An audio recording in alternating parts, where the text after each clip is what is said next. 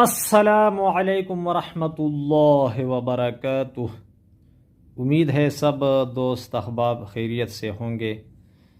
اب علم طب کی تعریف اور اس کی روشنی میں چند باتیں عرض کرنا چاہتا ہوں۔ علم طب وہ علم ہے جس کے ذریعے سے مریض کی صحت کو بحال کیا جا سکے، اور جو بندے صحت مند ہے ان کی صحت کی حفاظت اور وہ قائم رکھ سکے۔ تو اس سے معلوم ہوا کہ صرف یہ نہیں کہ جب آپ بیمار ہو جائے تو طبیب کے ساتھ رابطہ کرے، وہ تو پھر کیا کرو گے، وہ تو ضرور رابطہ کرو گے اور دوائی وغیرہ کرو گے، لیکن جب آپ صحت مند ہے تو اس سے پہلے آپ کو علم طب سمجھاتا ہے کہ آپ کو چاہیے کہ آپ اپنے صحت کو قائم رکھنے اور تندرست رہنے کی فکر کرے۔ یعنی علم طب جیسا کہ مریضوں کو دوبارہ صحت دینے میں ہمارا مدد کرتا ہے، تو اسی طرح صحت کو بحال رکھنے میں بھی ہمارا مدد کرتا ہے۔ تو جس طرح آپ بیمار ہو جاتے ہیں، یا آپ کے بچے، یا گھر میں کوئی جوان، بوڑھا، مرد، عورت، اور علم طب سے آپ مدد لیتے ہیں، تو اسی طرح صحت کے حالت میں علم طب سے مدد لینے کا میرا آپ لوگوں سے دعوت ہے۔ تو صرف یہ نہیں کہ میرے کلپ جب آپ بیمار ہو تو آپ سنیں اور اسے علاج کریں، بلکہ صحت کے حالت میں بھی آپ اسے دیکھ کر یاد کریں، لکھیں اور اپنی صحت کو قائم رکھنے کی کوشش کرے اور قوت مدافعت کو مضبوط کرے۔ اگر کوئی بات سمجھ نہ آئے تو آپ ویڈیو پر کمنٹ میں پوچھ بھی سکتے ہیں، میں جواب دیتا ہوں۔ تو علم طب کی تعریف کرنے کی وجہ اصل میں یہ ہے، یعنی صحت مندوں کو ان کی صحت قائم رکھنے کے لیے علم طب سے مدد لینے کی دعوت۔ تو اس واسطے آپ کو یعنی اپنے صحت کو قائم رکھنے کے لیے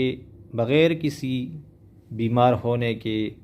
اور بیماری علامت پیدا ہونے کے طبیب سے رابطہ رکھنا چاہیے۔ بعض بندے گرمیوں میں علامات اس میں ظاہر ہوتے ہیں تکلیف کے، اور بعض بندوں کے سردیوں میں، یا بعض چیزیں کھا کر تکلیف ہو جاتا ہے، اور بچے بعض اوقات بعض موسموں میں بہت بیمار ہوتے ہیں۔ تو اس کے بارے میں معلومات کرنا اور ایسے طریقے خوراک وغیرہ پرہیزیں جاننا کہ جس سے آپ بیماریوں سے بچ سکیں اور آپ کی صحت محفوظ رہے۔ تو اس واسطے میں نے علم طب کی تعریف کی کہ صرف یہ نہیں کہ جب آپ بیمار ہو تو دوائی کے لیے طبیب کے پاس آئے، بلکہ جب آپ صحت مند ہے تو مشورہ لینے کے لیے آپ کو آنا چاہیے، اس لیے کہ بیماری کا انتظار نہیں کرنا ہے، بلکہ اس سے پہلے اگر آپ کچھ ایسی چیزیں جان جائے کہ آپ اسے استعمال کریں اور اس سے آپ کا قوت مدافعت مضبوط ہو تو بہت اچھی بات ہے۔ آج کل بچے اور بوڑھے بہت زیادہ بیماریوں میں مبتلا ہیں، میں دیکھ رہا ہوں۔ تو اگر سردی داخل ہونے سے پہلے یہ خود یا ان کا سرپرست معلومات کر لیتا کہ ہم کیا کریں تاکہ بیمار ہونے سے پہلے اس کا کچھ استعمال رکھے، تو بیماریوں کے حملے وہ تیز نہ ہو اور مریض کو ایسا خراب نہ کرے کہ بس صرف گھر پر رہے یا چارپائی پر، بلکہ اگر اصل بات تک انسان پہنچ جائے تو مکمل طور پر محفوظ رہ سکتا ہے۔ اور بیماری آنے سے پہلے کوشش کرنا اور اس سے بچاؤ رکھنا، قوت مدافعت مضبوط رکھنا، یہ کوئی بری بات نہیں، یہ عقل اللہ تعالیٰ اور فکر سوچ صحت دی گئی اس لیے ہے کہ آپ اس سے کام لے سکے، تو یہ بھی ایک کام ہے اپنی حفاظت۔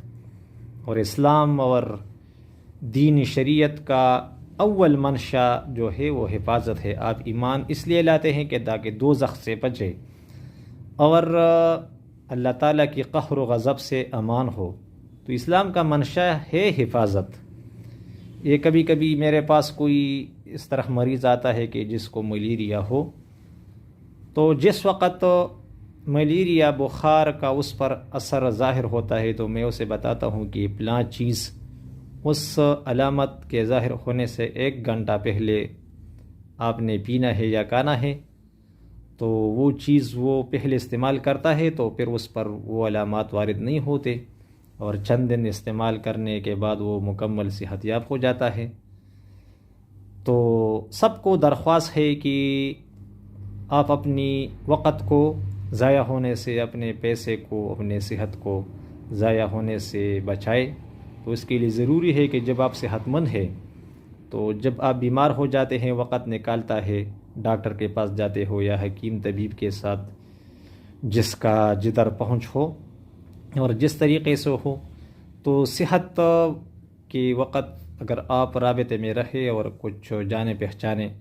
بلکہ پھر انسان سمجھ جاتا ہے کہ مجھے کیا کرنا ہے، تو چند دن بعد یا چند سال بعد پھر خود بخود انسان کو سمجھ آ جاتا ہے، اور پھر چھوٹے چھوٹے باتیں میں رابطہ کرنے کی ضرورت بھی نہیں پڑتی۔ تو یہ کچھ باتیں آپ لوگوں کو میں نے بتانا تھا، اگر دوست احباب اس سے کام لے سکے تو بہت اچھا ہوگا۔ اللہ تعالیٰ سب کو صحت دے، امان دے اور حفاظت دے۔ السلام علیکم ورحمۃ اللہ وبرکاتہ۔